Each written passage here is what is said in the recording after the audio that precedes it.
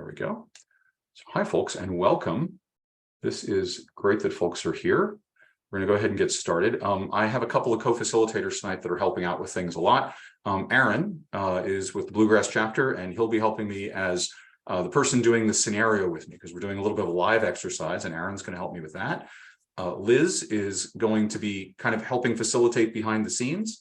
So just to let everybody know about questions and stuff like that, what I'd like to do is please, we're going to kind of hold questions till the end because I want to get through the content, and I find a lot of questions frequently anticipate things I'm going to explain.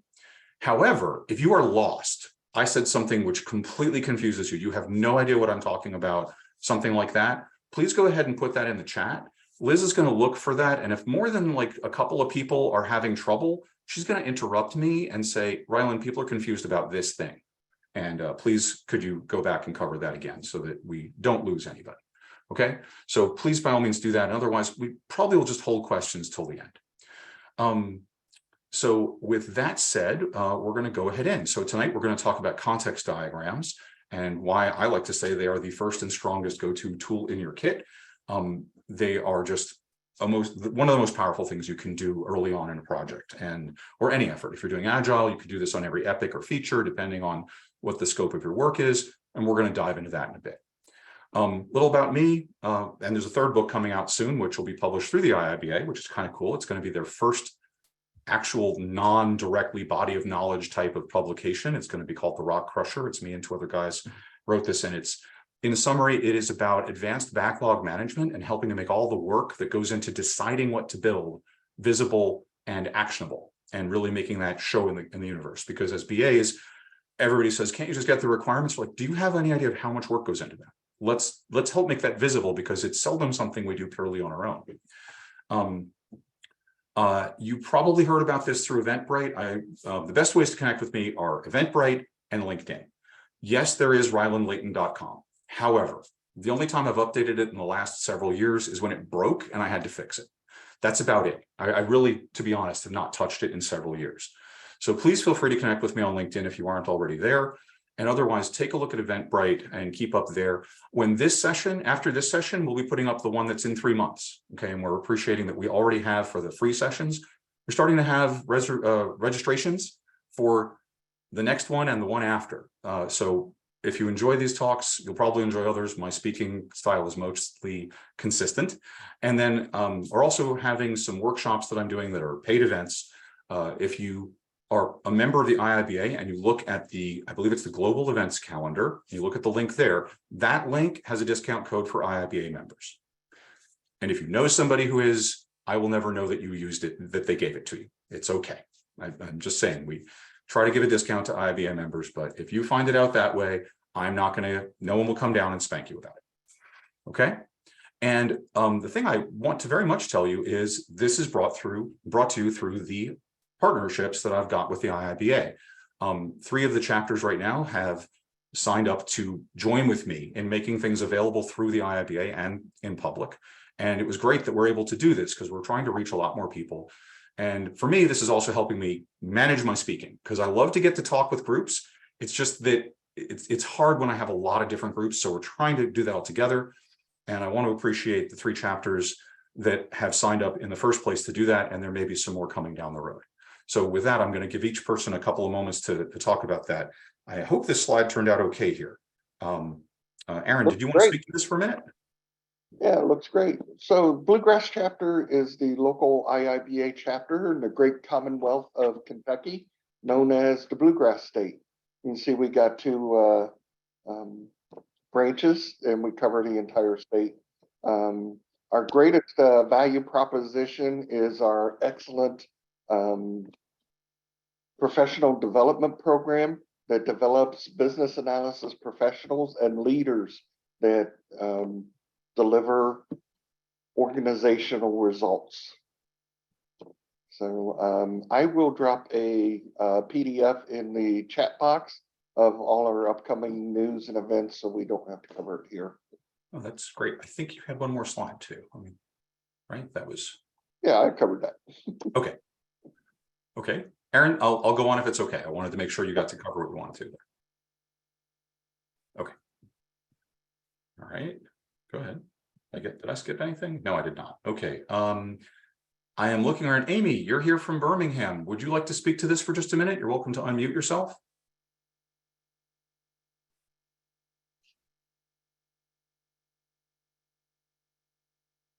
No, Amy might be a tad busy right this sec. It's okay.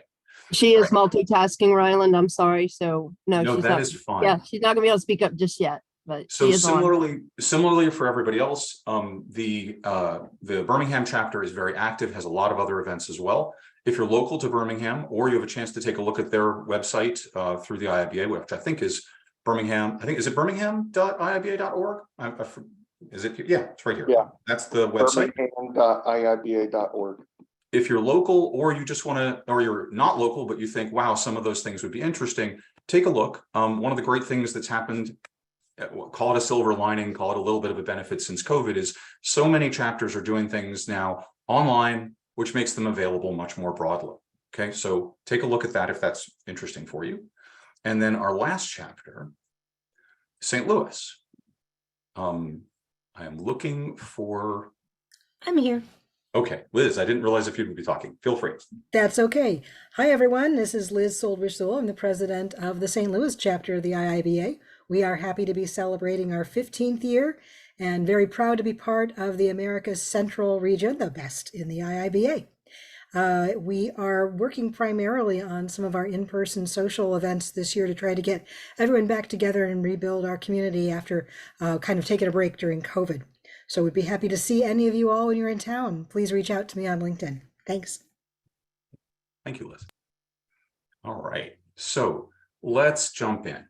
So as you got on your screen, what sets the expert apart? This is part of why we use context diagrams, right? Because as I've said in another presentation I've done on consultative mindset, what sets you apart as an expert? Well, you got passion, you understand things that there's technical and people side to things, there's hard skills and soft skills.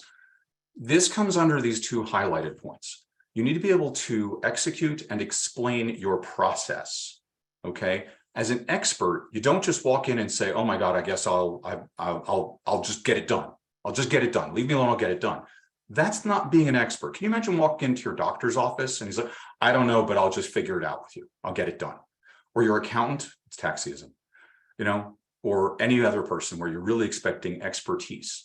You would never just walk in there and let them say, I don't know what I'm doing first. They have a process and they have a deep and broad set of tools and they know how to use them. So this is one of those things that is a tool. You know how to use it. It has a certain purpose. And the same way that if you do a little bit of home repair stuff, you know how to use a flathead screwdriver, a Phillips head screwdriver, you know when to use a saw, you know when to use a drill press, and other tools that I am terrible with. So I'm going to probably stop this example because I can't keep it going. The point is, you know what your tools are, you know how to use them. So what does it look like to have a business analysis process? You got to at least have one solid one, okay? And most BAs don't. I will tell you this. This is something that sets senior BAs apart from everybody else and experts apart from everybody else. When I have interviewed BAs, I always ask, so what's your approach? Or what do you do first? I may not say directly, what's your approach, but I'll ask them, you got a project coming up, you've got maybe, you've been assigned to the project, you've got a couple of stakeholders you might know, you've met the project manager. What do you do next? What are you going to do to go out and figure out the requirements? And a lot of the time they can't answer me, or they expect the project manager to tell them what they're going to do. Those are not good answers. So this is one of those things, okay? Don't be an order taker, okay? Just because somebody says, I want, doesn't mean you do. Okay, you have to have a critical thinking skill. That's part of an expertise. You are applying your mind, your analyst mindset, your agility mindset, if that's where you're working in, as many of us do these days, and you're saying, I'm going to be a critical thinker here. I'm going to get the right level of detail. And as a couple of people directly on this call once helped me with, I move between the 10,000 mile or I move between the 10 mile or 10 kilometer. I know those aren't the same amounts. I'm just pointing out wherever you live, pick a unit, it's okay. You move between this high level and granular level of details. And because you have really great tools, you help others to do the same thing. A lot of this is what it comes to about being an expert. Going to give you just a brief bit about this for me. Seriously, when I said that these are all interview questions or moments we had, One of these was, what would you do with this request? When I gave it to a BA, I was looking at hiring, and they said, I do what the project manager tells me. They didn't get the job. Okay, I was looking for a senior professional. I would consider them for a junior or maybe a regular, but I don't like the answer. I'll do what the PM tells me. I need more than that. How do you identify stakeholders? That's a thing I do, and it's directly connected to what we're going to do tonight. You're going to see that when we do context diagrams. Okay, if I don't address that, it's a good question to ask me because it means I forgot something. Hopefully I won't forget that. But I ask people, how do you identify your stakeholders? One person said, the project manager will tell me who they are. Maybe they'll tell you who the product owner is, or they'll tell you who the principals of the work are, or primary stakeholders, but that's not what we're worried about as BAs. Not the only thing anyway, right? That matters, but I'm really challenging people when I ask that question. We know that stakeholders are people who are affected by the solution, will be involved in building the solution, will use the solution, have an interest in how the solution works. A lot of people could be stakeholders. And if you miss one, you can really screw up the project. Something I like to tell people is, PMI, Project Management Institute, likes to say that the top reason a project fails is, guess what? You miss a requirement. IIBA will tell you the main reason you miss a requirement is you miss a stakeholder. So stakeholder analysis is absolutely critical, and it's a key part of your BA approach. Now, the last one over here, what's your plan to handle this? This one happened to me. This is not a question I was asking. This is a question I was asked. And to make a long story a little short, because I do want to move over into how context diagrams are important to people today. This is the approach statement for something I was working on was this, or the situation was this. I was working at a company as in industry, and I was given a very high priority hush-hush project. It involved the potential closing of a business office, but they weren't sure they were going to close it. They needed to understand what the impacts would be, how much work would be involved, what other people would have to pick up, and so forth. And this was related to an acquisition that was happening. They're trying to figure out, do we keep that office or this office open? So it was a secret project, basically. And I was given the information about the project about a couple of hours beforehand, and I had a minute to talk with the major subject matter expert I would be talking to, the manager of the business office in question, and she knew the story as well. And then I was in a room with the most senior group of people I had ever been in a room with, where I was a participant up to that point in my career. It's like a handful of senior directors, 1 or 2 VPs, and a whole bunch of senior managers, but that wasn't the important part of that. And they laid out the project, and then somebody said, and here's Ryland Layton, he's the senior BA, and he'll be handling the project. Ryland, what's your plan to get the work done? And everybody in the room turned to me, and it looked a lot like this picture, which is why I used it, okay? Now, what did I say to them? We were mostly doing waterfall work at that point. I said, okay, here's what my approach is going to be. I have already talked to Diane, the manager of that department. She and I are working on, we're going to go ahead and meet next week. She's coming to town. We're going to spend the mornings together, and I'm going to do all kinds of people, process, and tools, diagrams, and elicitation from her about what kinds of work her department does. And I'm going to spend the afternoon refining that work, and then I'm going to check it with her the next morning and then move on to the next process. We think that'll take us between 3 and 5 days to get it done. So somewhere, once we've got it done, possibly earlier, but probably Monday following, I'll have a readout of about what we think it'll take to do this. Might be a little sooner, might be a little later, depends on what turns up in the information. But I'll be able to catalog the processes, the people, and the tools that they use to get those processes done. And we're going to work through like the volumes of work and the, the pieces of how many pieces of work flow through, et cetera, et cetera. And they looked at each other for a minute and then looked back at me and said, sounds good. Call us when you're done. And that was it. Imagine if I didn't have an approach and I just said, we're going to meet together and I'll figure it out from there. Confidence wouldn't have been high. You got to have an approach. All right. I'm not going to go through this whole slide. I just want to point it out to you that no matter whether you're in a waterfall plan or an agile plan situation, you need an approach as a BA. And if you're not a business analyst and you're somebody who works with them, you can start to ask for BA approaches now that you know what you're looking for. Having an analysis approach is real straightforward. I'm just going to give you a little bit on this. Having an approach lets you identify the stakeholders you're going to need, the artifacts you will be creating, and what your analysis plan is going to be. If you can illuminate, if you can shed light on those things, your project manager or potentially your scrum master or release train engineer, whoever you have some responsibility to get stuff done, whoever that person is on the work effort in question, okay? Could be the product owner, whatever it is in your particular universe. They can see what you got to do and why. They understand the benefits of what you're doing, and they can help you justify the time you need to get it done. And I hate that term % complete, but at least I can do something with it here. Like I've identified 10 stakeholders I need to talk to, and I've interviewed 8 of them. No, that doesn't mean my requirements are 80% complete, but at least I can tell you I have interviewed and documented from them and gathered and reviewed with them 8 out of the 10 stakeholders requirements. I can be transparent, I can be accountable. My manager sees me doing this. I am not going to be micromanaged if they do that. Okay. And personally, I don't like micromanagement. It never works for me. And then your stakeholders, especially your product owner, people like that who are key to it, can see that you understand their priorities, that you get what they are about, that you're representing their thinking and their interests well. This is what you get if you can explain your analysis approach. Now, how do you get there? Stakeholder analysis, get visual quickly, and context diagrams. Context diagrams are a way of getting visual. I'm not going to go depth right now into stakeholder analysis. You know a lot about this. Look it up in the BA BOK if you need to more. But these are a lot of places you get stakeholders from. And there's your definition of stakeholder. Okay, we've kind of covered this a bunch. Get visual as fast as you can. This is going to sound funny, but back when we were all in person and we weren't doing as much screen sharing and things like that, I would make sure I had either the projector in the room or I brought a projector with me or something, and I could show people, this is what I'm seeing. These are the notes I'm taking. And if possible, I would prefer to draw pictures, but sometimes it's not easier to do that. Sometimes you just have to make your notes and then you show them pictures later. But very often I'll just be taking my notes on a screen of some kind. If people are using a primary screen, now that we're so much remote, I'll use, whoever's doing the main display, that's fine, but I'll take my notes in a shareable format, send the link in the meeting so people can look at my document as I'm taking it. And if I need to, I will share that document on the main screen from time to time and say, hey, Bill, I tried to write down what you said. I might have missed it. Is this correct? Did you say this? It feels real important. Did I get it right?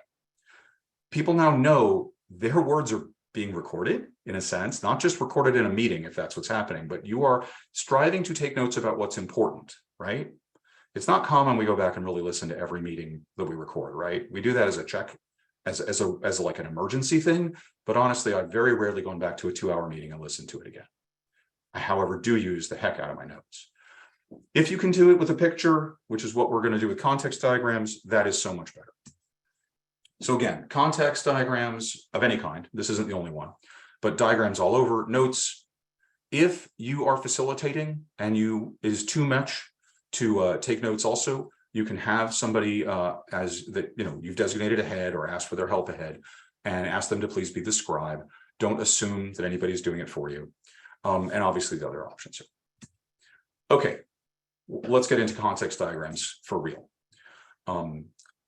This has been a phrase I have come to love. All models are wrong, but some models are useful. All of the things you see in front of you here are models, right? The one we deal with very often as BAs is this one, the why, the what, and the how. We talk about the domains of information that we're describing as the why, the what, and the how. And if you're a full-time BA, you know that very often the why isn't anywhere. And you might be the first person to ask, so why are we doing this thing? Well, the director wants it. That's great. Why do they want it? Well, it's on their objectives. Great. Why is it on their objectives? To what business purpose? That's a thing we do. By the way, there's a technique, 5 whys, if you haven't heard of it. There is also a 9 whys, if you really want to go into that, which by the way is interesting too. Okay, and then we deal with the what, and then we very often let the technical team, depending on what we're doing and how technical we are and all the other stuff. The how is very much like the literal details of implementation. That's one way of looking at things. So that's a model. We've probably seen this. This is either an entity model or a database model, depending on how you're using it, I guess. But I would think of this as an entity model. This is a model of game, right? This isn't actually the game where you play it. That's not a baseball diamond. That's a diagram of a baseball diamond. The real thing is different. but it's a useful model, right? Other things the same way, communications, decision modeling, etc. They're all wrong, but they're very useful. Some of them are useful. Context diagrams are one of those things. So here's your BA Bach reference, okay, to it. It's in V3, it's 10.3 data flow diagrams. It's a variation on that. I want to emphasize that if you are studying for a BA-centric test and you are asked about a data flow diagram, use what's in the book. There is no answer on the CBAP or ECBA exam that says, but Ryland says, and therefore it's the right answer to give. You're not being tested on what I think. You're being tested on the book, okay? So make sure you give the book answer, even though I am going to deal with this in a very real world way, all right? So to give you a quick idea, the value of this is you can get an idea of what's in and out of scope. You can identify stakeholders. Remember, we said that's really important. This is one of your methods of identifying who they are and what their interest is. You can do one of these for an as-is state. You can do a different one for a to-be state. Sometimes you can do them both at the same time. If there's a change, it depends on the nature of the work. And you can, for a project manager, you can help your project manager by this one, project risks, actions, issues, and decisions. Tell them RAID log. They'll so love that you said that word. They will like, oh, you're speaking my language, RAID logs. That's so cool. Okay, so this is a great way to get going. What is on the diagram? These are the three parts to the diagram. This, and you'll see in a minute, is the solution. We have power over the solution. I can write a requirement. The technical partner I work with can look at it and say, yeah, I could figure out how to build that. And we could give it to the team to build. We have power over the thing in the middle. Okay. If we don't have power over it, it isn't in the middle. We'll put it somewhere else. What are the things that are around us? External actors, external agents. These are things we don't have power of, but we might have to interact with them. They could be people or systems. As you'll see in a minute, I use a person icon when it's a person. I use a rectangle when it's a system. It just helps you know what's a human, because humans are going to do unpredictable things, right? We can't control what people do, and they may not do the things we expect them to do at any given time. They may choose to do something completely different. If anybody wants, I got a good joke about that, about QA. If we get to it in the end and we have time, remind me about the QA and the bar joke. So that having been said, external actors. Now, the lines that connect them, these are the actions or the events. Requesting an account to be created, submitting a search, providing the search results. The thing starts with the person who is originating, the person or entity that is originating the action and goes towards the thing who is receiving the action. There's more to it, but that's the basics of this, okay? Now, again, if you're asked about data flow data diagrams, give the textbook answer. I'm telling you how to do this in the real world the way I like to do it. What skills do you need? It's kind of in the middle of facilitation, interviewing and elicitation, and modeling. You're doing all three of these things at the same time. If you can't do all three at the same time, get somebody to help or take it in pieces. Don't try to do this, like if you're not a good facilitator, don't try to do this in a room of 20 people the first time you do it, okay? See if you can get some help and practice it a couple of times first. Or if you're going to have to be that person, get someone perhaps to facilitate while you do the modeling and somebody else does the writing. That's not an unreasonable way to handle it. You can team these things. All right, facilitation for this, it's not complicated, but it is a lot of planning, okay? If any of these things are true, your planning time goes up, right? I am an expert facilitator. It's a little awkward to say that, but I have been doing this a bunch and I think I'm decent at it. And I still go back to the basics that look like this. I make it, depending on how complex it's going to be. Like if it's a pickup meeting, that's one thing. But if I have a bunch of directors, senior directors, VPs, if I have leadership in a room, I will plan that meeting. If it's supposed to be a long, complicated meeting, or not a long and complicated meeting, I don't mean that, but if you're doing a big elicitation, they're trying to figure out a strategy piece. They're trying to figure out, what really is the scope going to be of this? Whose needs are going to get met and whose aren't, might be one of the things people are going to figure out. Then I plan that meeting and I set out a purpose for the meeting. I get their agreement. We have some working agreements. All of these techniques are facilitation. I want them here for you to look at. I can't go into them in details right now, though. If you have questions, we can do that at the end. But facilitation is a real skill. Practice it. Okay.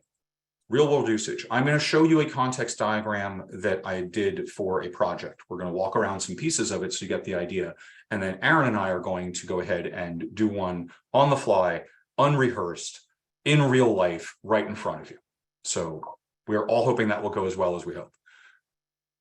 What do you do with these?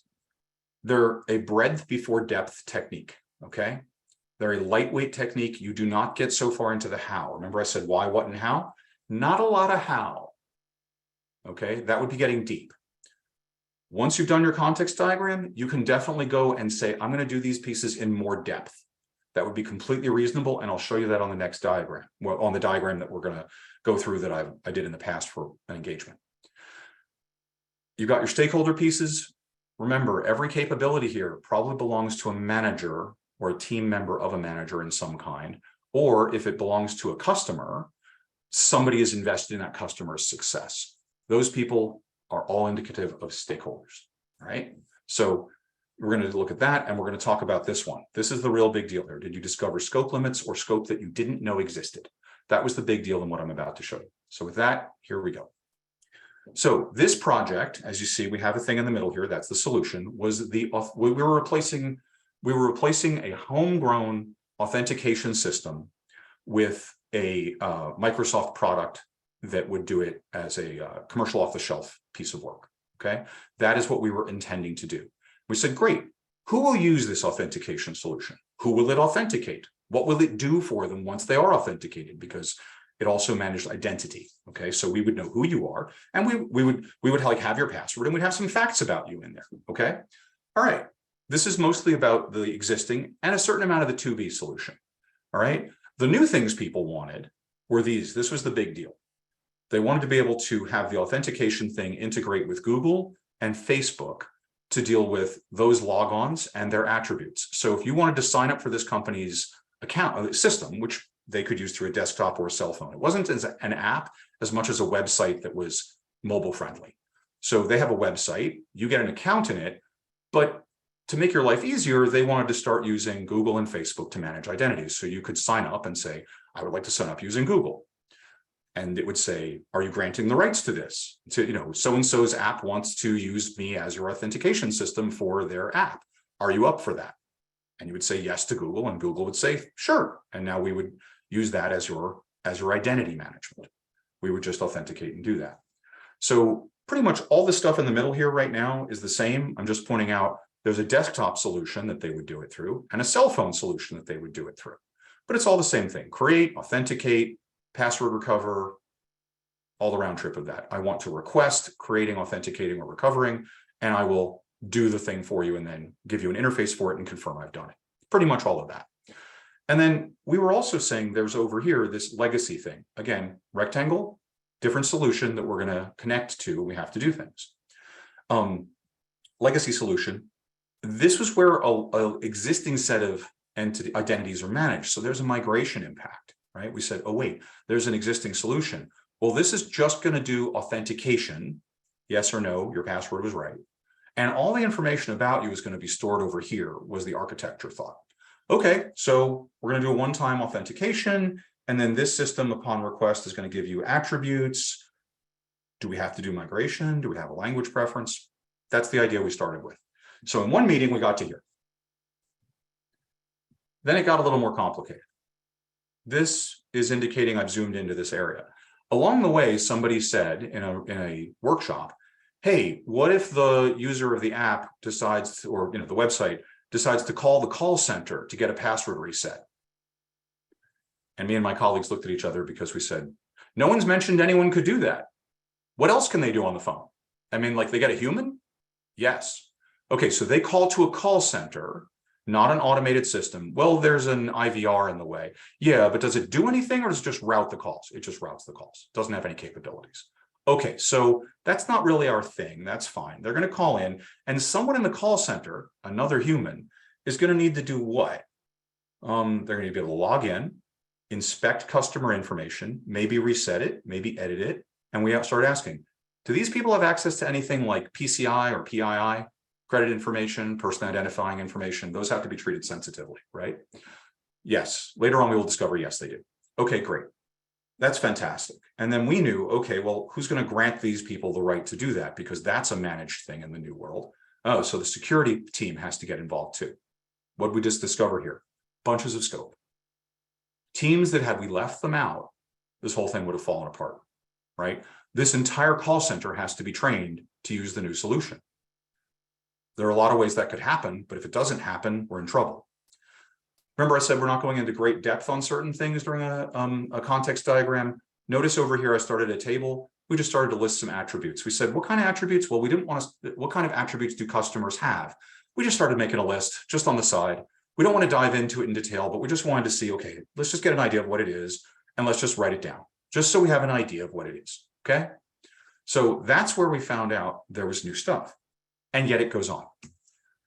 We went a little further. We said, yeah, okay, we're definitely going to do this. We're definitely going to do these things if we're covering passwords, we're handling that situation. There is PII and PCI. All right, we're going to have to make sure that's managed correctly. That's sensitive information. And we also found out that over here, we are going to have to migrate. We've basically figured out a bunch of different things that had to be done, right? So we discovered we didn't know who owned some of this scope. Like, although somebody said, yeah, the call center manager is a person and they'll need to be involved, we could never get a meeting with them. So we're like, okay, we don't know what their needs are, but we're going to have to set up a time to interview them. And that all happened at a later time. But that's how it got used. That's the idea of a context diagram. Let's back up just a little. We started with some interviewing that led us to this. Who are the people involved? Well, the main stuff is there's this shopper. They use 2 different apps. And the main thing I want is to be able to get to Google and Facebook for stuff. And we're going to use the legacy platform for certain things, but the new thing's going to have some new stuff. And yes, it was currently labeled, no big deal. That'll be pretty easy, right? Like, so far, sounds not so bad. Data migration has always got a little bit of risk in it, but we'll figure it out. We continued to talk about a few things and said, okay, so that's what the shopper can do, right? And then this idea of, no, wait, there's more they could do. There's this whole other universe that got discovered. Stakeholders, scope, bunch of stuff had to be accounted for. Would have failed if we didn't. And then we discovered, yes, a little more validation, a little bit more. We pretty much had now a scope lock. We said, all right, if you look at the bigger picture over here on the left, we said, yep, that's the scope. We're not doing any multilingual work. Little things we said, we're not doing multilingual capabilities. Everything's going to be English to begin with, although we want to stub out the ability to do other languages. And otherwise, we have a good idea on what we're doing. We're going to migrate. We're going to separate the capabilities like this. We think we have our scope. That was what that was. Now, showtime. Aaron, don't quit on me. All right, let's get real. We've all been here, right? Sometimes we start with a Post-it note. I have literally had this when I first did some of my first agile work. Somebody walked by my desk, it was a product owner, and they handed me 3 Post-it notes and said with like 2 sentences on each one and said, that's what I'm interested in having you work on next. And I said, all right, let me see what I can think about with that. Sometimes that's what we start with. Other times we've got all this up here, right? I think our scenario is starting us reasonably in the middle. Okay, we've had some conversations. This is what we have gotten from leadership. And then I've decided as the BA, that's great. This is a good blank canvas application. We can start and figure out whatever we think we want to do. And I'm now, having had this information, I'm going to meet with Aaron and find out what Aaron's really thinking about here. Now, Aaron's the product owner, and I know this much. Now, Aaron and I did talk to set this up a little bit, but that's all. So I'm just going to grab my phone here for a moment. I'm going to set myself 10-minute reminder on the clock. Well, 15. I think we can do 15, but let me set 10 so I know when we're starting to run out of time. 10. Okay. And I'm going to let everybody read this. Aaron, you do have this on the side in case you need it again, right? Yes. Okay. So let me do that. And folks, we are going to go to, well, in this case, not Visio, but a different thing, and we will just get started. So I'm going to drag this over, and then I'll start my clock. So this is my empty context diagram. All right. So Aaron, it is really good to get to talk to you today. I'm really excited to hear what you're thinking about for the Garden app. Where would you like to start in terms of what we're picturing is important and what you want to build about somebody? And any notes you got about like business value and what you think is important first? Don't worry about where we go. We'll just go. Well, I want to do what the project manager says to do. It's a good thing I don't have the right to fire you, Aaron. All right. Conveniently, you're the product owner, so I we're want a good here. mobile app to garden, design, gardens and that we can sell to commercial companies. And we may also sell it to individuals. Okay. So this person can do things like design a garden, we're thinking, right? They're going to lay out give a not garden only- design, and this is going to enable them to do that kind of thing, right? This is going to like give them a garden designing canvas of some kind, maybe. Yeah. All right. And not only the plants in that, but the landscape around it, rocks and other My plant list. Okay. Garden knickknacks. knickknacks. Gardens. I'm going to say stuff, which is a lousy thing for me to say, but Aesthetic, I'm kind of saying like make things garden. pretty, Garden. even water fountains, in the middle of their garden, those kinds of things. Fountains, stones, art, sculpture. There you go. Maybe like that. Okay.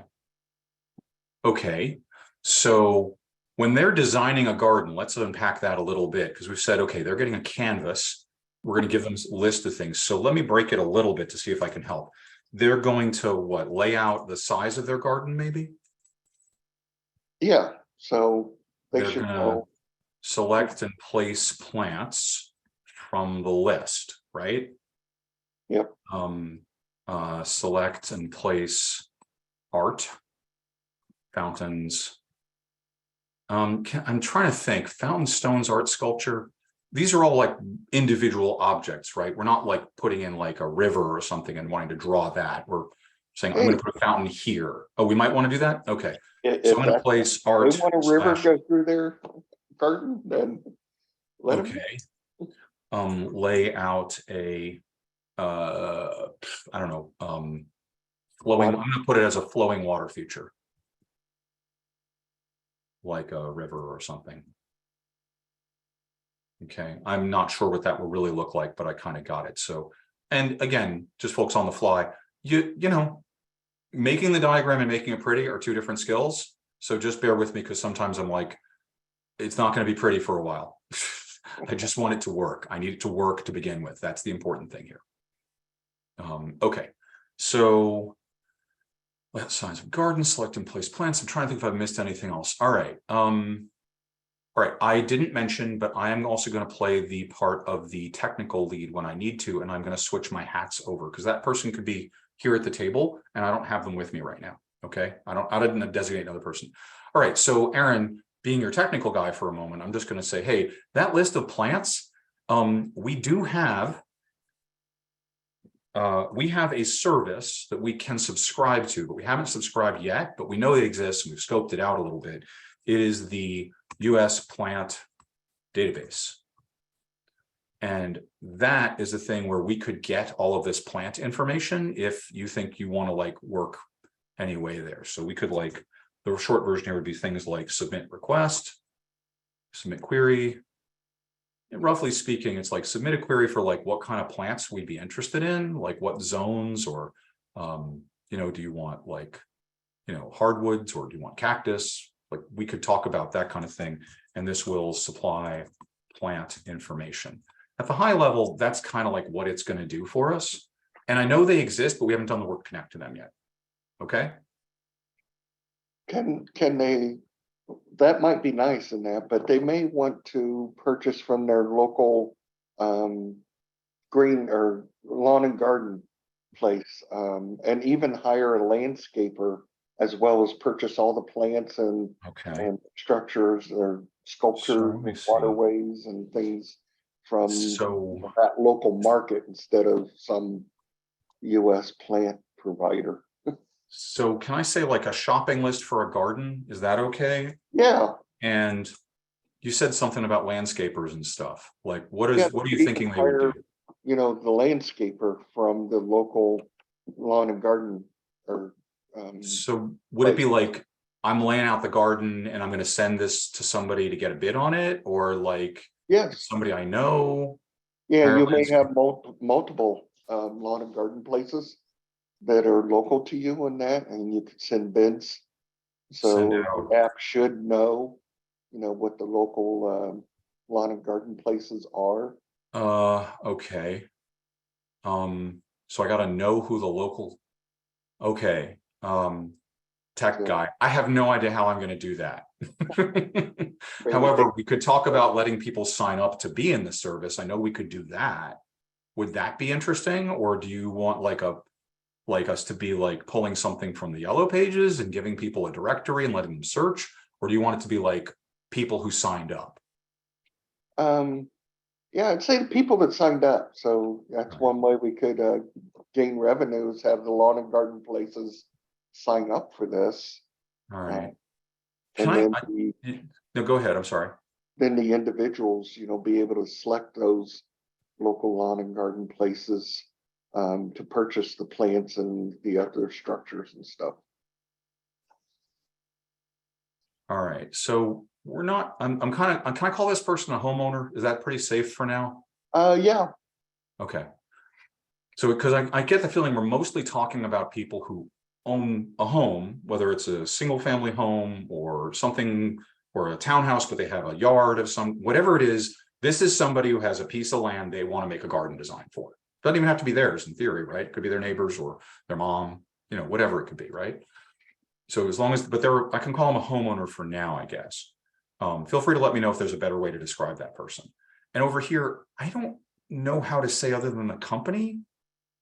I've got the owner written here, but do you have an idea maybe like who we'd likely be working with? Like, I'm kind of they would thinking if be this is like they would be sending, lawn and garden businesses. That yeah, sell plants and those structures that we talked about, stones and water fountains and things of that nature that you would put all right. So garden. just for now, I'm going to put this in as a landscaper.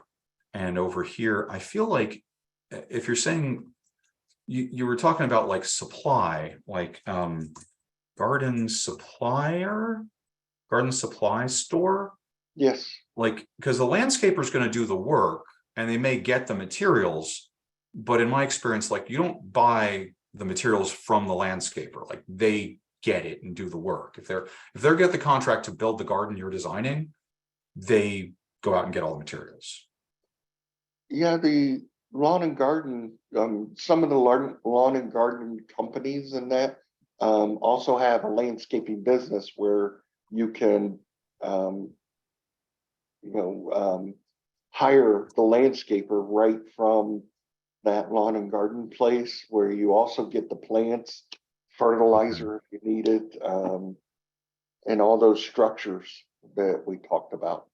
All right. So we're kind of picturing it being, I feel like, I guess the thing I'm kind of saying is like, and I'm just checking what your picture is here. If it's going to be a landscaper who's going to do the whole thing, then I can just leave off the supply store because the landscaper is going to figure out all that other stuff behind them. And I don't need the supply store.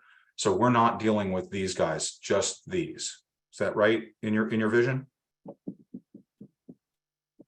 It's okay.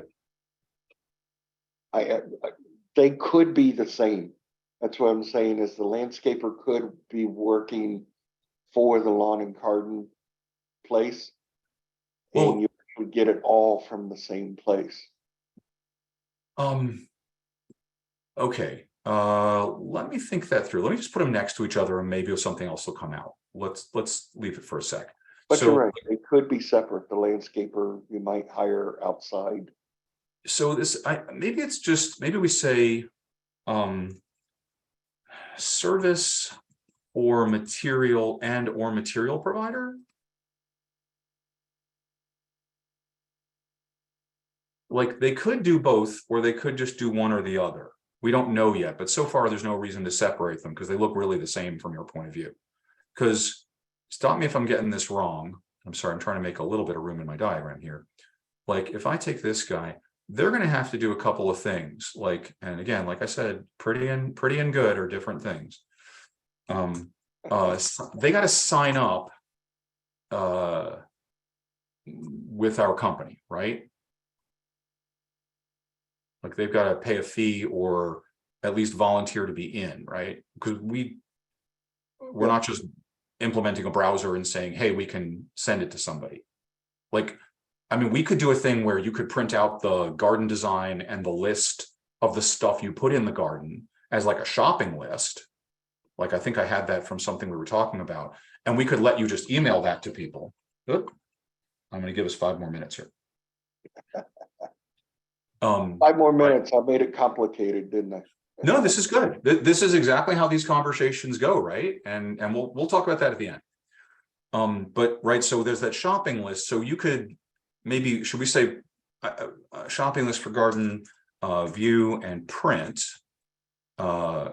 save, right? Oh, that made me think, this is just one garden, or do we got to deal with a library of those things? But we'll come back on that. So let's just pretend for right now it's one garden. View the list, print the list, save the list. Like you could print it out, or you could save it to a text file and email it to somebody. But we're also thinking you could transmit it to these folks, but they'll have signed up. We'll have some idea of who they are and send them things.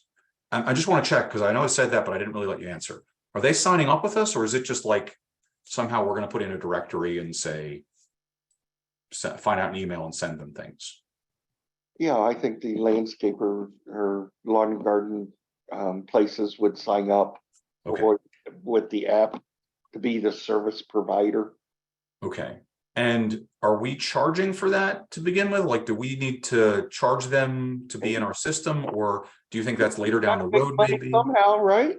Okay, so they got to sign up with our company, and they're going to have to, oops, sorry. Come on, do the right thing. Pay membership fee. I'm just going to call it that for now, if it's okay. Okay. So we got to have some way to collect payment from them. Okay. This seems decent so far. Am I missing any big pieces you'd want to talk about? Well,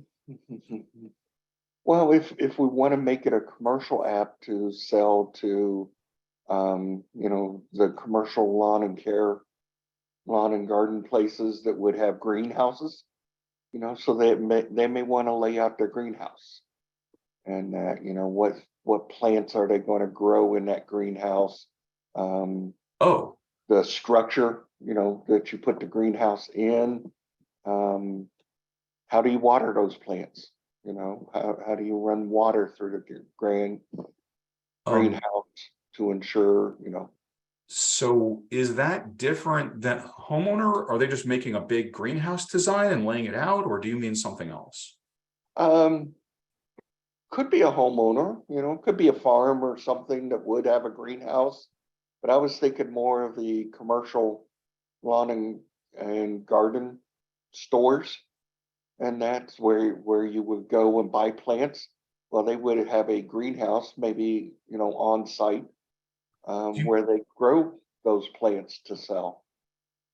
Here's the thing that's confusing me, and I'm sorry that I'm not getting it. Do you mean like, if I'm a business person and I'm using this thing like I'm a homeowner, I'm laying out something, is it that I'm laying it out because I'm trying to grow the plants and I just want to plan my greenhouse work?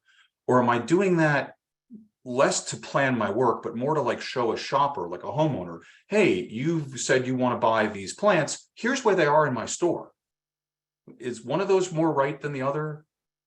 You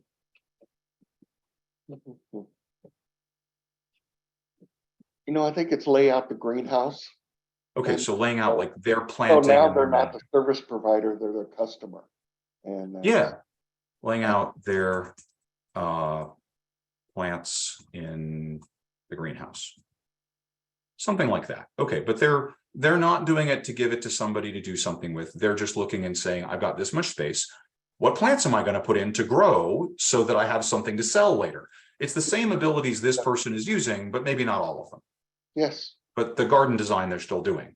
They're just probably not putting out a bid to anybody. But, I guess they could if they wanted to hire somebody to lay it out the first time, maybe Buy they're seeds for the plant, I don't know.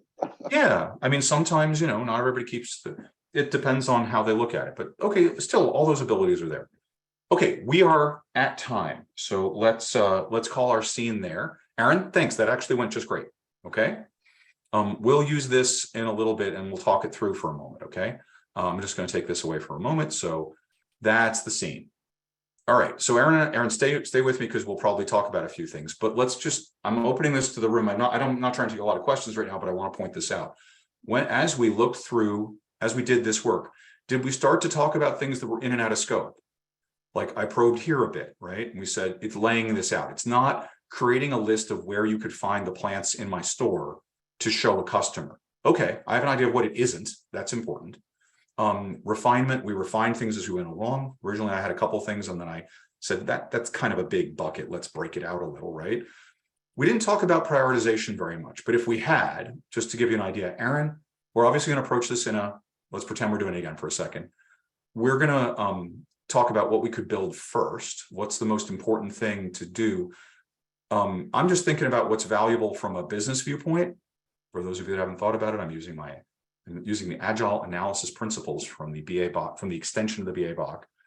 I'm thinking about what's valuable and what would be easiest to start getting feedback about.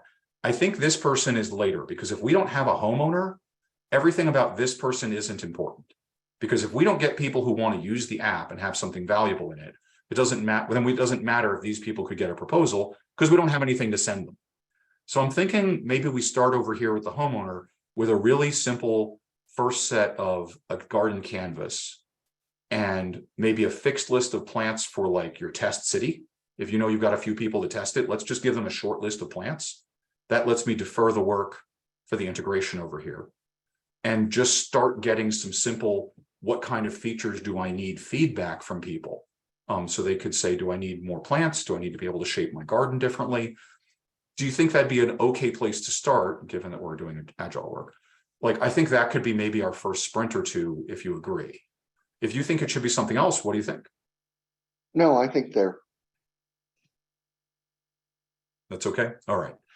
And then I feel, once we see that, we'll get some feedback from the developers and from customers. Hey, do we work on changing the size of the garden space? Do we want to add curves? Do we want to make it unusual? Or we want to add in like art objects and other stuff as opposed to plants? And while that's going on, we can figure out the integration work as well. So that plant list that we've set as like 10 fixed plants for the region, we now have the actual full database. We'll just get it a little later. Cool. very good. Okay. So hypothetically, that was prioritization. We talked about our persona, right? I probed on that a bit. We explored it a little bit. We said homeowner, but a homeowner might be another thing. And we said, we're not sure about how to break these out, but there's somebody over here we're doing business with. This is a business, either a person or a business as a whole. We're going to have to refine that a bit, but we at least have an idea of what's going on there. Focused on value, solutioning, just enough. We didn't deal with relative estimation. I might have said some things are harder or easier, but that's kind of it. And then agile analysis principles. We saw the whole. We thought as to what's valuable about the customer. What we thought as a customer, figured out what's most valuable. We didn't go through examples so much. We did a little bit, etc. Okay, that's what we worked on. Aaron, before we keep going, is there anything from somebody on, obviously you've done a lot of BA work too, but being on that side of it in this scenario, what did you think? Do you have any reactions or any thoughts as we did this? It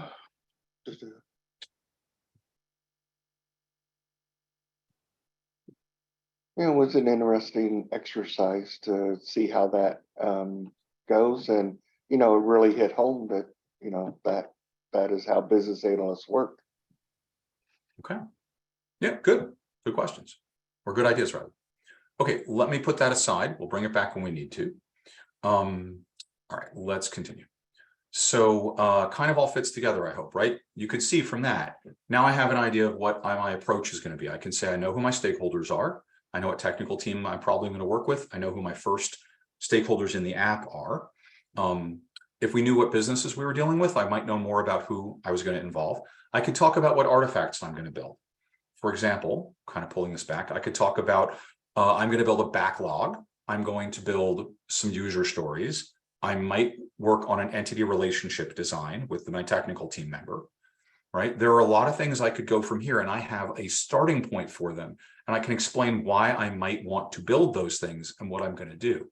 If you were in a waterfall world, you could have started with this and now start working on your business requirement document. Do you have BRs here?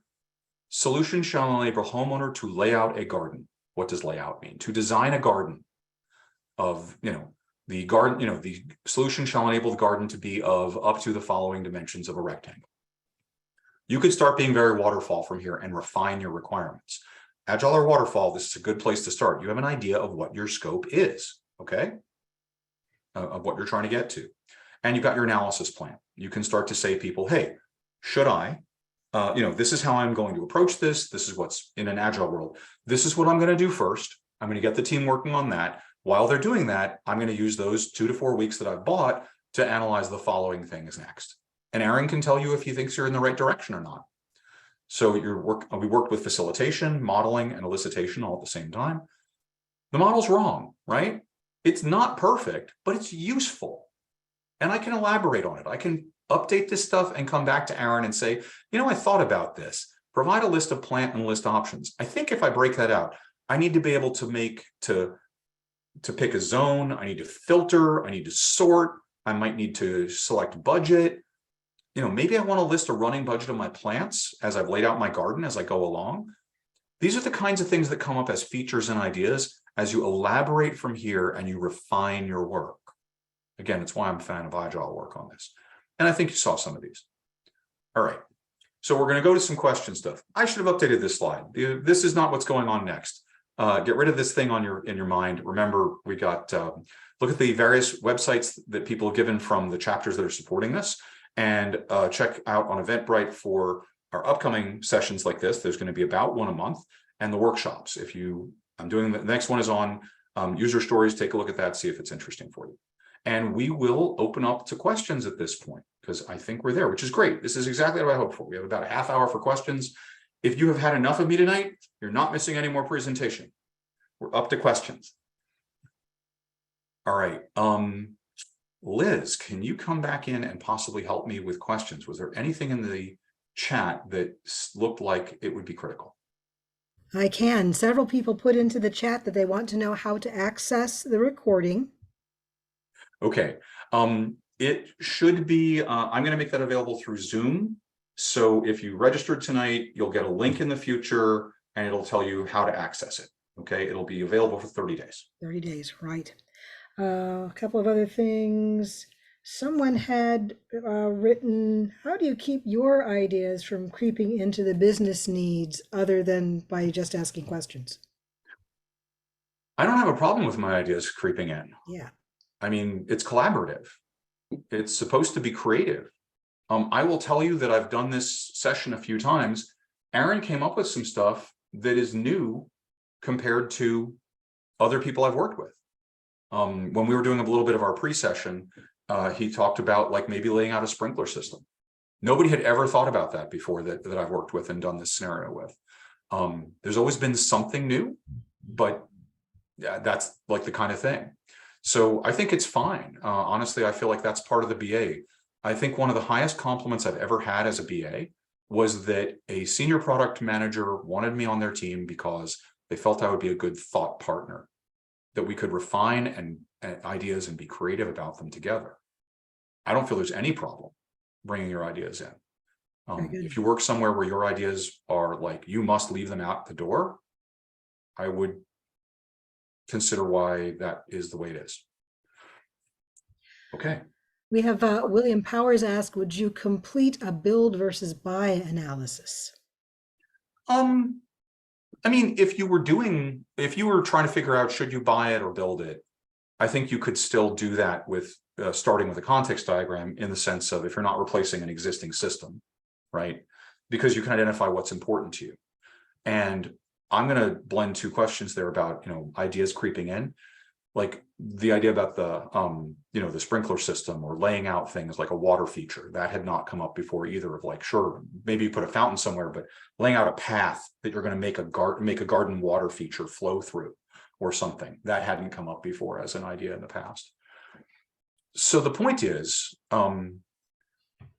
you need to know what you want before you decide on a buy versus build. And one of the things I've found about buying and trying to lay it out is you really have to know what you're considering, because you're going to try to do a very fair apples to apples across multiple vendors and across the relative cost of building it yourself, so to speak, or building it in-house.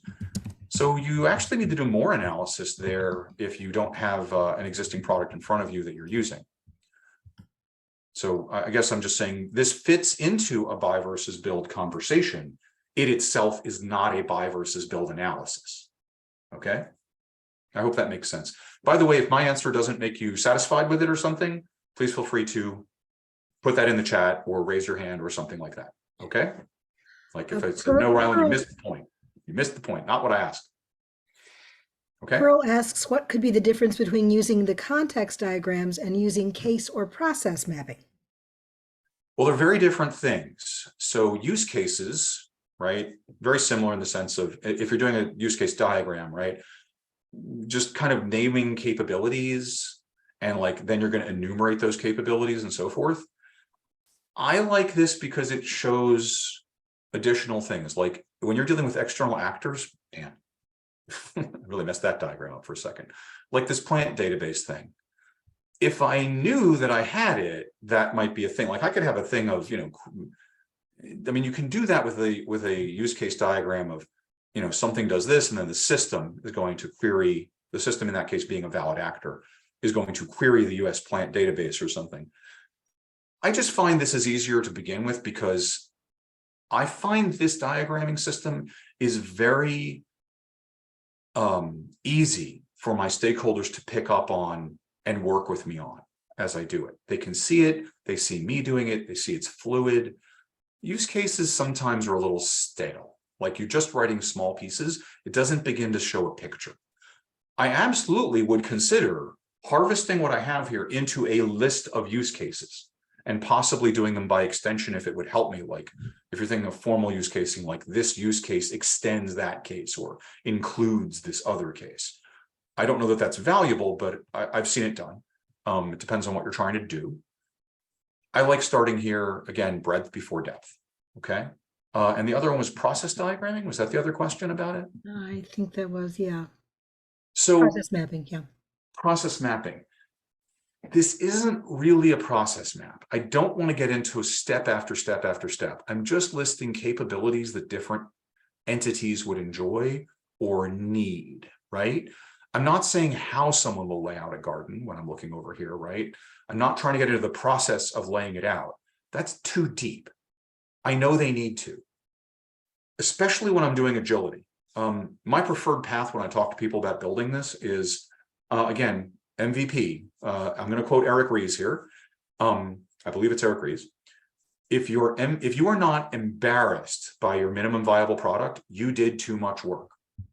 MVP is the first point where you can begin learning and getting real feedback from the customer.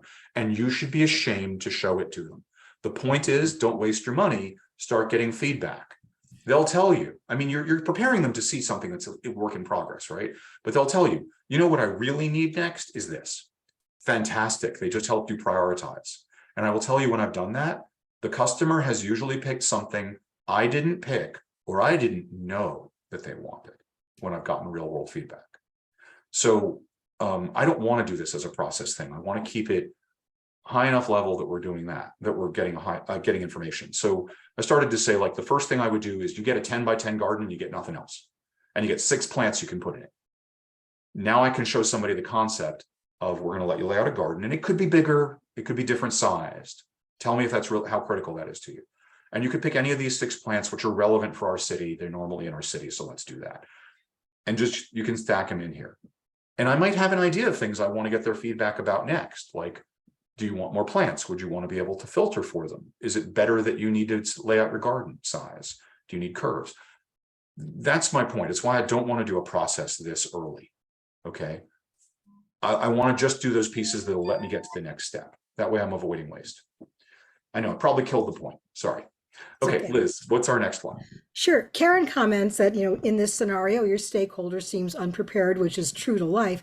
And she asks if there are any tips you have to help your stakeholder think about what they want and to be prepared for these high level and scope types of questions. Yes, and as you gestured towards, even if I do that, it is very likely they will not be more prepared than they want to be. Mm-hmm. Okay. If they haven't done this, again, I want to give you a real world answer. If you're really in a business, by the time you get engaged with your stakeholder to do this work, they've been dying to get to you. They want this product built. They want to see this in the real world. They're going to know what they want. It's part of their job. Aaron was doing this with me literally on the fly, having seen the scenario about 40 minutes before you did as a group here. Okay. So I'm pointing out that the thing he simulated well, and I know I asked him to do this, was you don't have to know all the answers. Remember, it's my job to help you get those things out. That's why we call it elicitation. Because as a BA, one of your core skills has to be helping people express things that they can't quite express themselves. How often do you deal with in the real world that thing of, I'm not sure what I want, but I'll know it when I see it? Mm-hmm. We need to help them get a little past that if we can. And I want them to see it here if I can. Because seeing it in code, seeing it in delivered code is the most expensive way for them to figure out and do this mental shopping that they're doing, right? That is the most expensive way, and it possibly burns capacity that they really could have done something better with. So here, I'm helping them see those things, okay? All right. Let's see, Matthew Q has 3 short little questions. He says, is a context diagram acceptable for a new feature on an existing solution? Sure. He also says, do you usually use this site for diagrams, and what about Visio? So 2 things. Yes, it's totally fine for existing solutions and modifying them. And then you might say, okay, so right now I have this, and here's what I want to change it to. That's fine. You just want to make sure it's clear. Sometimes you might use different color for that, or you might take your existing state in one diagram, copy paste to another diagram, and start changing it in a different color or something. So you could get both. Whatever works for you. I've done both work. So there's that. And then about Visio, I like Visio. I use Visio. I don't happen to have a license for Visio here on my home computer, so I'm using draw.io, which I also am doing because you can just type it in a browser and you can start using it. It's a free product, as it were.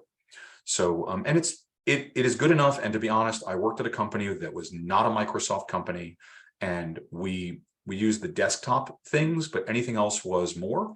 And I didn't have a license for Visio, and they liked Google for sharing, and Jira and Atlassian for certain other products.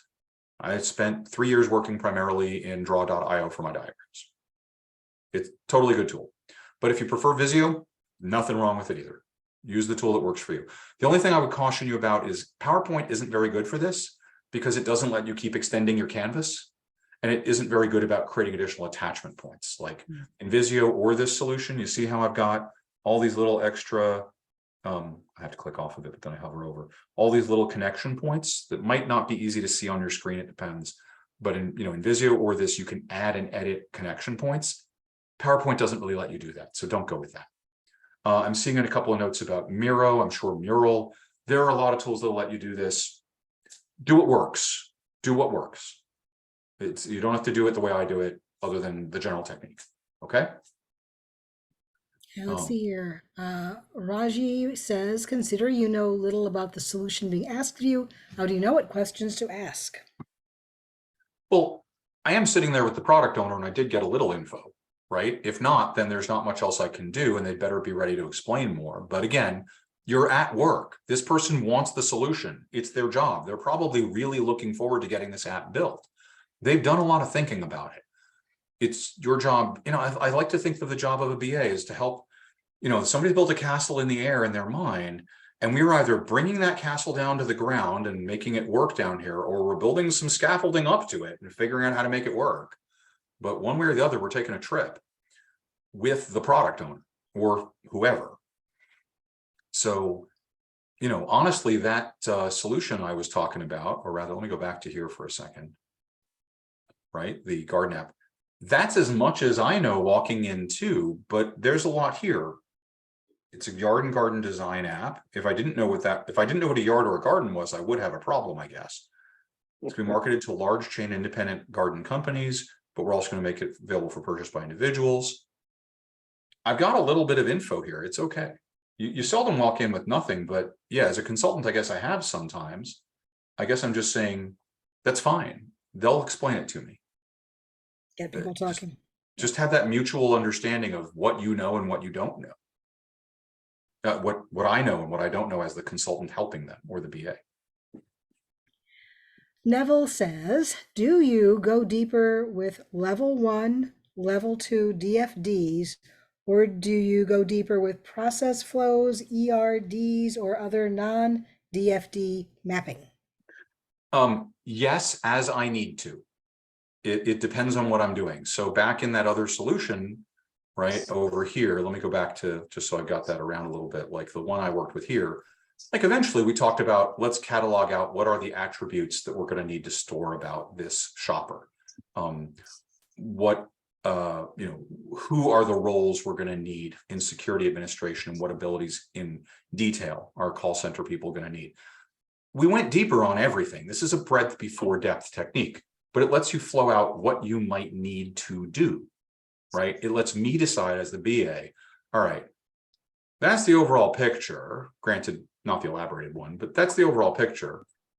What do I need to do next? So I'm going to go more deep.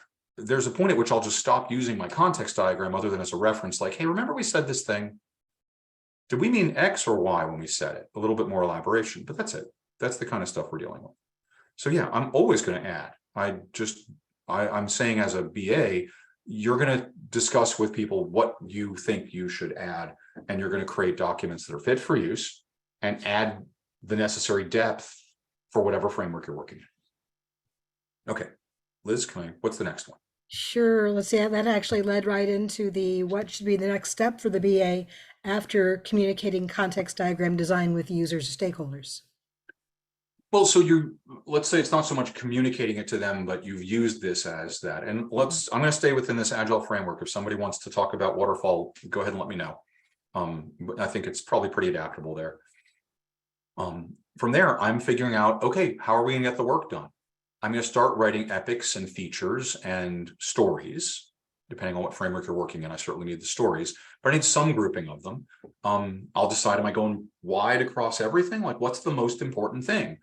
If somebody tells me, like hypothetically, we go with the 10 by 10 garden and some plants, and Aaron says to me, this is great, but it's going to be free to the homeowner, and I really need to start establishing a revenue stream. So I want to do a couple of stories that say, let's do next the proposal. Like, I can print out this list. I can make a PDF and a spreadsheet, a PDF of the garden design and a spreadsheet of the list of the materials on it. And I can send that to somebody who is signed up to be a service provider. And I want them to be able to just give a price back, just a single dollar number. Obviously it's really light, but I want them to start with that next and see what I can do. That would be a valid couple of iterations if Aaron wanted to do it, because now we can show it to a couple of different people, the homeowner and a landscape provider, and say, do we have something here? Like, if people did a lot of this and we charged you like $20 a month to sign up for this to receive leads and bids, and we kept elaborating this, what would you think? Would this possibly create more business for you? And we'd see what they said. So that's letting me do that. Now, one of the points here, if that's what he said the priorities are, I don't need to dive into all these other things. I know what the priorities are. I don't need to detail out like modifying how we're going to change the landscape plan, or am I going to let you do interesting, clever shapes of a line to represent a river, things like that. I've got the basics of what we need because he's set out what's valuable to him as a business model. And I'm working with him on that basis. Like, I'll dive into other details as I need them. Okay. Liz, I'm not sure, but do you feel like that answered what we were looking at, or did I go off track? I think so. I think you did. Yeah. Sid says, do we need to lock in the scope for a context diagram at some point if we're building it for a project? And if so, how should we build one in the agile world where the scope isn't really finalized or locked in at inception? Well, that's a good question. And the answer could be, and especially in a consulting space, I mean, let's talk about it this way in an agile sense, right? Agile asks you two questions. Asks you first a question of this. Are we dealing with a fixed feature or a fixed date release? In other words, do I have to build all of this stuff, in which case I'll tell you how fast I can build it and by when you could probably have it? Or are we saying, I've got this much capacity and I can build whatever you want in there, in which case we're going to wind up doing some rough high-level t-shirt sizing and saying, all right, given the capacity, we're going to build this particular piece. But we've laid out the things we're thinking of doing. And this, let's remember, we took 15 minutes in this exercise. It would not be unreasonable to take an hour, take a break, refine your document, come back the next day and do this again with your stakeholder, where you've had a little time in between to think about what are the real use cases here? What are the real possibilities? What did they tell me was the real important thing? You're being consultative. You're helping the person see what it is. So you're saying, you know, what could be the boundaries of your scope? Like, are you saying we've got $300,000 and that'll get us through the next 4 months of build with the team we have, or whatever? What are your parameters around scope? You fit this to the priority of that with your technical partners, saying, what's our rough belief of what we can fit in the scope? Whether we have time or money as our dimension, how are we going to, we could get about this much done. What's the most important thing to you, Aaron? And we work from there. And then you document that. That's going to now be our scope. I hope that made sense. The point is, you either know how much capacity, you should in one way or another know what your capacity is going to be. Aaron's walking in with his anything castle in the air ideas, right? There is somewhere out there a project manager who has to build an estimate. So we're going to lay out a lot of the first few things, and some dev team member, some dev manager or senior developer is going to look at something as we're working in a waterfall way and say, I think you got about 6 months worth of work here already. Why don't we estimate the first 6 things you think are really critical in a waterfall way, and then they can come back and your budget gets approved or not. Or if you're doing an agile thing, you might say, I think it'll take us this long to get through the first 4 or 5 things you think are really critical. Do you want to, is that still business valuable? You know, should we still approach it that way? And then you can always change as you go along. Depends on the conditions you're working in. But yeah, you can get your first set of scope locked up here by saying, we're going to do this, this, and this, and none of the rest. That's our first scope. Beyond that, I'm not sure how better to answer you. I'm sorry. I think I would need to know more. So I didn't catch the name of the person. A couple of these others by that, yeah. Yeah, I'm not sure. Just to invite, and I know we're gonna stop in, at the half hour here. But just to point out, if we didn't really answer that, raise your hand and we'll try to come back. I feel like it was an important question, and I'm concerned I may have just thrown words at it and not answered you the way I wanted to. But Liz, go ahead and let's go to the next. There were a few people who asked words to the effect, if you have too many actors, how do you guide the stakeholders to limit scope? Or even when you decide there might be too many requirements. Had someone else asking whether it would work if there are only 2 actors. Yeah. Yeah, I mean, the actors here are fine, right? I've only got 2 so far, although I guess we could say I'm not really sure what's living inside this. Feels like, there's been different ideas here. This could be like Home Depot, or this could be a landscape company, or it could be a full service thing where they do everything. It's hard to know, and we might wind up splitting that out more, but it's why I kind of said, as a question, this feels a little bit like a thing we should figure out. But as a practical matter, could I still say, I'm going to allow somebody to sign up for this service, to sign up for as a membership here, and they'll get bids? Yeah, and I don't have to worry about who they are. I might even relabel them as a bidder, project bidder. I don't need to know more than that right now. We're just saying they could be anybody who signs up to bid on a project. They've decided they want to be a person to bid on it. I don't need to know more than that for right now. But let's pretend I have 20 of these. I'm not going to actually put 20 here, but let's just pretend I get a lot more. So this is where I said you have different things about, I'm not going to succeed at this. Pretend I have a bunch of these here. Remember I said you want to choose the right thing. This is at the intersection of facilitation skills, elicitation skills, and modeling skills. you may break down each session in a way you think is valuable. For example, you might say, if you have a very knowledgeable stakeholder, let's just talk about, let's put all our actors up, that's fine. What do we think is the most small, important thing to get done for each of these actors? And you might approach it that way if you feel that's right. Or you might say, let's take each actor one at a time, but let's start with the homeowner since it centers on them to begin with. Let's get all the stuff they're going to do. Okay, that's good. Now let's add this business person of some other type, right? The thing we were describing on the diagram. Sorry, it disappeared on me. Right, we got this service provider. Tell me what they're going to do and work on them. And then if Aaron were decided, one of these is a landscape plan, one of these is a landscape architect. They're not going to do anything for you other than improve your design. Like you could get a consult about your design from them for $50 or something. Great, let's talk about those abilities. We could say, tell us all of them, which ones are important first. What do we think our MVP really is here? This is a conversation. This is a collaboration. You're going broad before you go deep. If Aaron did that to me, I would probably say, Aaron, 20 different real roles is a lot. What are the first 4 most important ones? Could we start with them? And let's see if we have enough work to cover us for the next 12 weeks. And if not, what am I missing?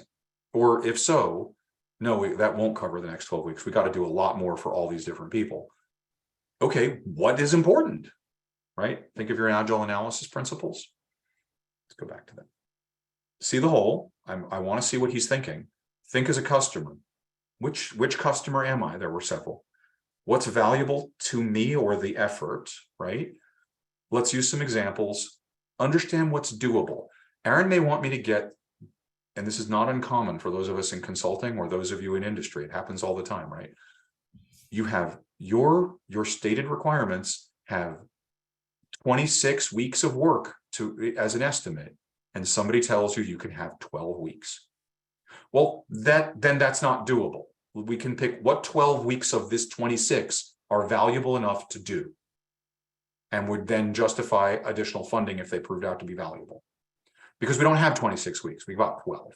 Well, can't you get it all done in 12? No, there's no way I'm compressing 26 weeks into 12, but we could have a lot of different conversations to cut 14 weeks of things we don't think are really, really valuable out and focus on the things we are thinking are really, really valuable. And if we're right, we'll get more money. That's how I would approach those kinds of problems. And we all have to live with that. Or Aaron can bring another 14 weeks of money to the table and we can build everything he asked for, right? That happens too. All right, let's do one more and then let's stop. Sure. We had, hang on here. Joel had commented about his experience that most people are more invested in everything that's new rather than revamping an existing model. And how do you convince your stakeholders that this is an important exercise, the benefit of using the context diagram? I just wanted to let you know that Lori kind of answered it, but she wants your input. Okay. Lori says, I'm curious to get Roland's point of view, but in my prior visualization work, I think stakeholders are excited to get to do this activity because they're receiving absolutely tangible results in real time. Yeah, so Lori and I have worked together in the past, so It won't shock a lot of people. I agree with Lori here. And that's why I said, get visual quickly. Remember, it's one of the key things you do. Like if you want to be seen as an expert, get visual quickly. Clients, stakeholders, I'm going to ask you, do you think they'd rather do this or read 60 text requirements from you? Let's be real. They'd rather do this. When you hand somebody a requirements document that's, 12 pages thick, they do not read it. They don't. I mean, some of them will, but let's be honest. And even if they did, does it really give them the meaning, right? I mean, you may have to do a context, you may have to do a requirements document like that. Don't get me wrong. I'm not saying we don't, and I'm not telling you they're not valuable. They can be, and they are, and I do them. However, I start here because I can then reference this in my requirements and say, all right, now I'm talking about that homeowner stuff we referred to. Here's where it is, okay? So that's why I think it's important. They really will prefer a diagram. I did see somebody's hand go up. I was actually going to go to That them was for our last Tracy. thing. Yeah. Tracy, if you want to chime in, feel free. Yeah, sometimes even when they read them, they can't put it into context. And that's exactly what you were saying. And That's it why. gives them a context to put the requirements into. Yes. Yes. And sometimes I'll even reference it. I'll put bullet numbers on this to just give them an idea of what I'm referencing. And then I'll use that in the in my catalog of requirements, not the number so much, but the number in the text. Like one might be like homeowner needs. And then here's a bunch of the requirements about that. But at least it's something they could sort by, whatever your thing is. A lot of the time I still use Excel for requirements, at least in my initial draft. Stuff like that. It gives them some way to navigate to it versus giving them a heap of requirements. We're doing good here, so I'm going to pause there. Joel, go ahead and ask me your question, and I think then we're going to say we're out of time. Yes, thank you, Rylan. Nice to see you. Great presentation and discussion. I probably should have been more specific, but well, the situation is more around that now that we are living on this post-pandemic world that most of us are working virtually. It's hard for some of us to get a hold with those stakeholders that we need their input. I definitely agree with everything that has been mentioned, that what is the value added of having this context is just a matter of having them on this particular time, get them together and explain them and show them something like this. I know what is the value. It's more about the timing and how we are working right now. People are mostly invested in several initiatives at the same time, and you try to get their input on just one of them, they might not see the value of spending one hour that will cost them, I don't know, $150 the hour for just that. So, I mean, doing the work costs money, and I'm sorry that it does. I'm not sure what else to think about that. I mean, if they're not willing to give you requirements, I don't know what you're supposed to do. I mean, I've worked there also, and that never goes well. I think the thing you can do here, and this is what I like to say about this. Remember, I was talking about your project manager here. Like, one of the things that goes into an analysis plan, and actually this is part of a presentation I've done and I'll be doing later in the year. I've done my context diagram. Now what? Okay, it's a separate conversation, but a lot of it goes to this point, which is having done my context diagram with one of my stakeholders, I can see these are the other stakeholders I'll need. If I can't interview them, the project assumes the following risks, and you can describe those. And now the project manager can put that on their RAID log, and you can explain why you need that person. Because if you don't, what did I say? You'll miss a stakeholder, which will miss a requirement, which causes project failure, right? All because somebody wouldn't talk to you about what they needed. And you aren't a mind reader. We're good, but we're generally not mind readers.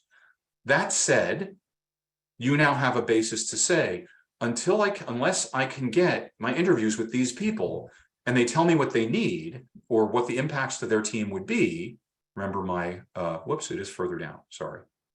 Remember my thing about this, right? We discovered this entire group of people that we needed to talk to down here, right? We had no idea they existed. And once they did, we said, unless I can talk to them and find out what their needs are and get their view on this change of the solution to a system they use daily, I can't tell you that we can proceed safely. These are the risks you take on if you refuse to do so. Sign here, project manager, if you wish to assume those risks. There isn't one of them that will. Project managers are very risk averse. And the same thing applies if you're doing agility work. You can say, how are we going to know if these people are going to be safe with the work we do? We could be wasting 100% of our work if we haven't accounted for this set of needs. And there's no PO that wants to hear all of their work will be wasted that they spent their agility time on. They spent team capacity. Okay, I'm going to stop there. I want to say thank you to everybody who was on the call tonight, and also again to our chapters that are supporting and sponsoring this. This was really fun to get to do. I hope it was valuable for everybody. And we'll have that recording out there in the next day or two. And please, again, take a look at Eventbrite and see what else we're putting out. We've got there'll be another event that will light up shortly for 90 days or so out, but we have 2 more up there right now for the next month and the month after. And please go ahead and check back again at the websites of our sponsoring chapters. I'm scrolling back because I can't find my other thing real well. So Bluegrass, Birmingham, and St. Louis. So take a look at those. They've got events going on also. Please make sure you get a chance to look there. With that, I think we'll say goodnight. So thanks, everybody. Appreciate it. See you again in a Thanks, month. Ryland.